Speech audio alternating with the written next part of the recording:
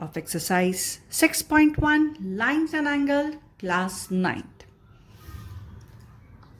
In figure 6.17 POQ is a line. तो यहाँ पे हमें देख सकते हैं P और O और Q क्या हो गई, एक लाइन है. Ray O R, so O and R क्या है, रे है, is perpendicular to line P Q. तो किसके परपेंडिकुलर है, P और Q के. O S is another ray lying between ray O P and O R. So हमारे पास क्या है, O और S. ओ एस कहाँ पे है, सो ओ पी और ओ आर के बीच में है. लाइज बिटवीन यानी बीच में लाई कर रही है. Yes, so we will say that angle ROS is equal to half of angle QOS minus angle POS. हमें ये फाइंड आउट करना है. Yes, we have to prove this. तो हम इसको कैसे कह सकते कि यार ROS जो है वो हाफ है QOS माइनस एंगल POS के. So let us start our solution. So first of all it is given is there POQ is a line. क्या दे रखा है, दैट POQ एक लाइन है जो ऑलरेडी हमें क्वेश्चन में दे रखा है. Then OR is perpendicular to PQ. So OR, this is a sign for the perpendicular. PQ के perpendicular है. और जो रे OS है वो किसके बीच में है, between the ray of PO and OR.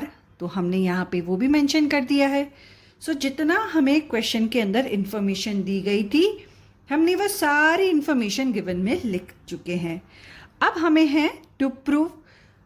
तो प्रूव क्या करना है, हमें प्रूव करना है that is angle ROS is equal to half of angle QOS minus angle POS.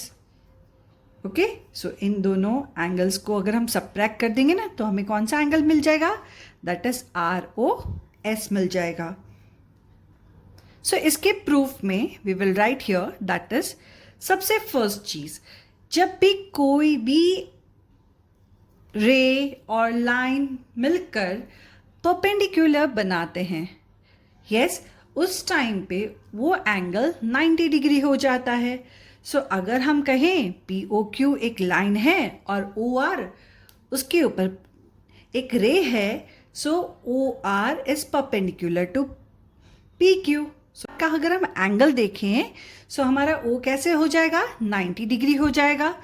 Y, because it makes the in the straight angle यहाँ पे perpendicular हो जाता है. तो परपेंडिकुलर का टोटल हमेशा 90 डिग्री होता है. सो अगर हम यहाँ पे देखें Q एक लाइन है और OR उसका रे है, बट कैसा है, OR is perpendicular to POQ. So इसी वजह से हम कह सकते हैं ROQ क्या बनाता है, 90 डिग्री. यस, हमेशा जब भी कोई भी एंगल्स परपेंडिकुलर होते हैं ना तो वो 90 डिग्री ही बनाते हैं. They will be always the right angle. OR is perpendicular to PQ, ये हमें ऑलरेडी क्वेश्चन में दे रखा है. तो हम ये भी कह सकते हैं क्योंकि परपेंडिकुलर है तो ORQ किसके बराबर हो जाएगा, it's equal to ROP. Yes, दोनों साइड्स जब परपेंडिकुलर है तो both the sides will be equal of 90 degree. So we can say as POR is equal to ROQ as POR also is of 90 degree. Yes, क्योंकि RO जो रे है वो P और Q का परपेंडिकुलर है. Yes, it's a perpendicular of P and Q. सो POR और ROQ इन दोनों एंगल्स का जो है हमें क्या मेजरमेंट मिलेगा, that is 90 degree. Now angle ROS equals to angle POR minus angle POS equals to 1. यानी अगर मुझे ROS निकालना है तो मुझे क्या करना पड़ेगा, जो हमारे पास POR एंगल है उसमें से हम POS को माइनस कर देंगे, है ना. तो अगर मैंने इस एंगल में से इस एंगल को माइनस कर दिया तो हमें क्या मिलेगा, ROS एंगल मिल जाएगा। वैसे ही अगर मैं लूँ that is angle ROS is equal to QOS, और QOS में से मैं QOR को माइनस कर दूं तो मुझे ROS मिल जाएगा। That is our second part. So adding 1 and 2, yes we get, तो हम इन दोनों को ऐड कर लेते हैं।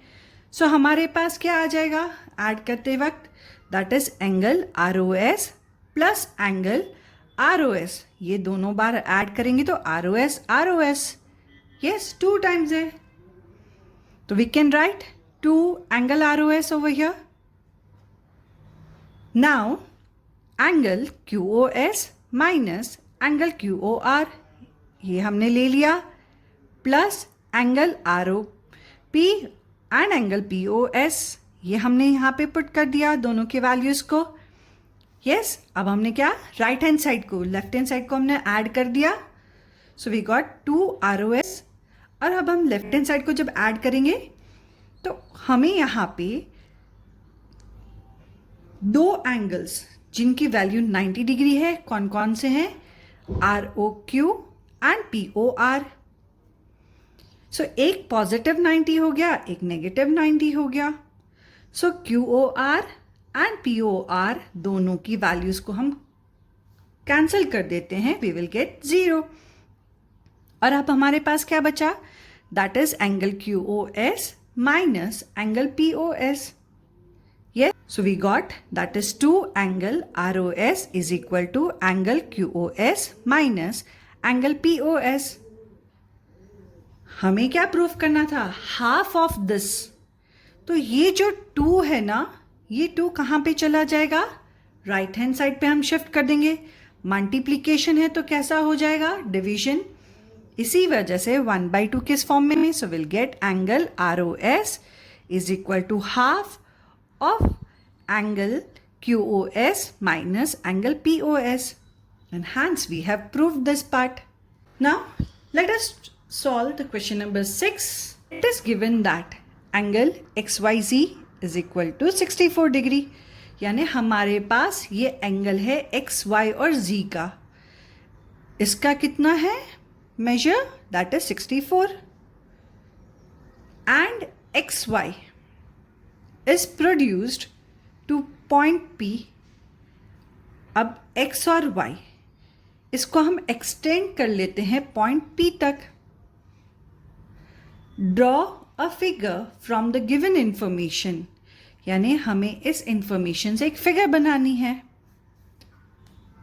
इफ रे YQ बाइसेक्ट एंगल ZYP, अब ZYP एक एंगल है, उसमें हमें एक रे बनानी है, कौन सी, YNQ की, और ये YNQ क्या हो गया, बाइसेक्ट हो गया। तो जब भी है ना वर्ड बाइसेक्ट आता है ना, कि एक एंगल दे रखा है उसमें से एक रे बाइसेक्ट कर रहा है, तो हमेशा जो 2 पार्ट्स बन जाएंगे ना उस एंगल के, वो इक्वल होंगे।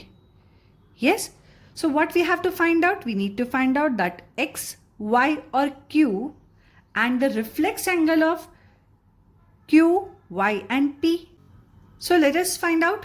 So हमने according to the given informations figure बना लिया है।